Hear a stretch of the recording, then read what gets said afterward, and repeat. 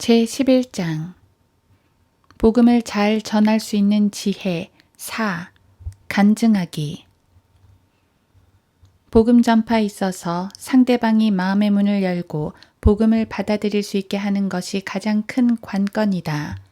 사람들의 마음 문을 열 수 있는 방법에는 여러 가지 방법이 있을 수 있으나 그 중 하나가 바로 개인 간증이다. 우리가 복음을 전하는 데 있어서 간증도 잘만 사용하면 큰 무기가 될 수 있다. 간증은 사람들로 하여금 피부로 느끼고 마음 문을 열게 하는 도구가 될 수 있기 때문이다. 사람들의 관심은 일반적으로 복음을 전하는 사람이 유명하다거나 비중 있는 사람일 경우에 저 사람도 나와 똑같은 사람인데 어떻게 예수를 믿게 되었을까? 그리고 그 결과는 무엇일까? 하는 관심을 가지게 마련이다. 그래서 중요한 것은 먼저 사람들이 마음 문을 열도록 해야 하는데 바로 자신의 개인 간증을 통해서 그들의 마음의 문을 열 수 있어야 한다. 그래서 그들의 관심사를 이끌어내서 본질, 즉 복음을 전하는 것이다. 사람들에게 있어서 복음 전하는 방법들은 다양하다. 복음을 전할 때 과연 어떤 내용을 먼저 전할 것인가는 각 복음 전도자의 방법에 따라 다를 것이다. 사도행전 26장에 의하면 사도 바울은 아그리파 왕 앞에서 허락을 받아 자신을 변호하는데 우리 그리스도인의 입장에서 보면 그것은 개인 간증이다. 이 간증을 크게 나누어 보면 첫째는 도입 및 인사말이 있고 둘째는 믿기 전 상태, 셋째는 믿게 된 경위, 넷째는 믿은 후의 변화, 다섯째 믿을 것을 권유하는 방식으로 되어 있다. 우리가 복음을 전할 때 앞에서 언급했던 대로 여러 부류의 사람이 있다는 사실을 인식하고 그들로부터 잠깐만이라도 시간을 허락받았다면 순서적으로 복음을 전하면 된다. 그 과정에서 복음 전파자는 자신의 개인 간증으로 그 사람의 마음 문을 열 수 있을 것이다. 그래서 사도 바울도 아그리파 왕에게 자신을 변호할 수 있도록 허락을 받아서 그 시간을 자신의 구원 간증을 할 수 있는 기회로 삼았던 것이다. 그는 그 간증을 통해서 예수 그리스도를 소상히 알리고 아그리파 왕도 구원받기를 원한다고 하므로 그의 임무를 수행했다. 그러자 아그리파 왕은 네가 나를 설득하여 거의 그리스도인이 되게 하려 하는도다 라고 하면서 사도행전 26장 28절 바울이 쳐놓은 그물을 슬그머니 빠져나가 버렸다. 사도 바울은 적수가 적수인지라 그를 구원으로 이끌어오지는 못했지만 상당히 찔림을 주었던 것만은 사실이다. 그때 그것을 옆에서 듣고 있던 페스토가 바울에게 바울아, 네가 미쳤구나. 많은 지식이 너를 미치게 하였구나.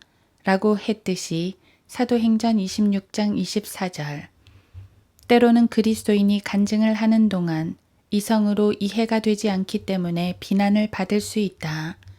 그런 사람들은 우리가 얼마든지 만날 수 있는데 그런 사람들에게 어떻게 대할 것인가가 중요하다. 그들은 교회에서 일어나는 불합리한 일들을 지적하면서 불평을 늘어놓기도 한다. 그럴 때 그의 마음을 읽고 어느 정도 그 말에 동의해주는 척하면서 이 세상의 많은 것들이 변해야 한다고 동의하게 되면 그는 동지를 얻은 것처럼 마음의 문을 열게 될 것이고 그럴 때 그 사람의 말을 들어주면서 자신의 간증을 하는 것이다. 어떠한 형태로든지 상대방을 무시하지 않고 받아주고 존중해 준 다음 복음을 전한다면 훨씬 효과적으로 복음을 전할 수 있다. 사도 바울도 지혜롭게 사람을 대했음을 그의 간증을 통해서 알 수 있다. 그는 먼저 아그리파 왕에게 감사를 표했다. 아그리파 왕이여, 유대인들이 나를 고소한 모든 일에 관하여 내가 오늘 당신 앞에서 나 자신을 변호하게 된 것을 다행으로 생각하나이다. 사도행전 26장 2절 이렇게 사도 바울이 얘기했을 때 그는 두말할 것도 없이 기분이 좋았을 것이다. 바울의 말 속에는 존경한다는 의미가 내포되어 있고 그의 권세를 인정하고 있기 때문이다. 그렇게 되면 상대방의 말을 더 경청할 수 있게 되는 효과를 거둘 수 있을 것이다. 그리고 사도 바울은 먼저 상대방으로부터 말을 할 수 있는 허락을 받았다는 사실을 기억할 필요가 있다. 이것은 참으로 중요한데 마음 문이 열려서 전할 기회가 왔을 때 이렇게 함으로 시간을 확보할 수 있기 때문이다. 예를 들어서 이 말씀을 나누자면 약 10분쯤 걸리는데 괜찮겠느냐고 물어서 괜찮다고 하면 10분은 붙잡아 놓을 수 있게 된다. 이렇게 하면 그를 기다리던 사람이 오더라도 잠시 기다리도록 할 수 있다. 시간을 확보했으면 복음으로 인도하기 위해서 최대한으로 축약된 간증을 하면 되는데, 첫째는 믿기 전 상태를 말하고 다음으로는 믿게 된 경위와 믿고 난 후의 결과를 차례로 간결하게 말할 수 있다. 그런데 많은 사람들이 간증할 때 두서없이 전하다 보니 시간을 효과적으로 쓰지 못하는가 하면 간증을 통해서 주님을 나타내야 하는데 자신을 드러내는 실수를 범하기도 한다. 복음을 전하기 위한 간증 속에는 주님이 중심이 되지 않으면 안 된다. 영적인 문제를 빼놓고 외부적인 이야기를 하는 것은 결코 바람직하지 않다. 사도 바울이 믿기 전 상태에 대해서 말했을 때 영적인 문제들을 말했지 자신의 사생활을 말한 것이 아니었다.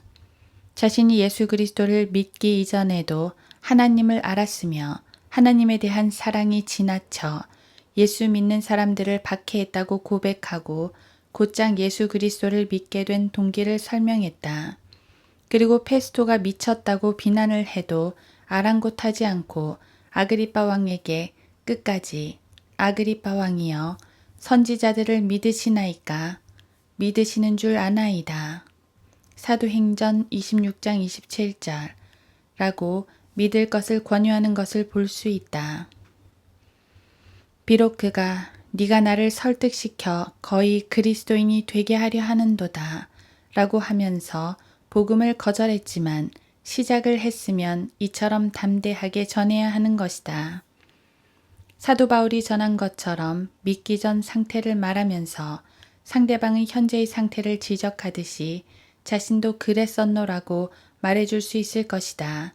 그리고 믿게 된 경위를 설명하면서 상대방의 변화를 살피고 만일의 간증을 듣고 마음의 변화가 일어났다고 느껴지면 주님을 영접할 수 있도록 인도하면 된다.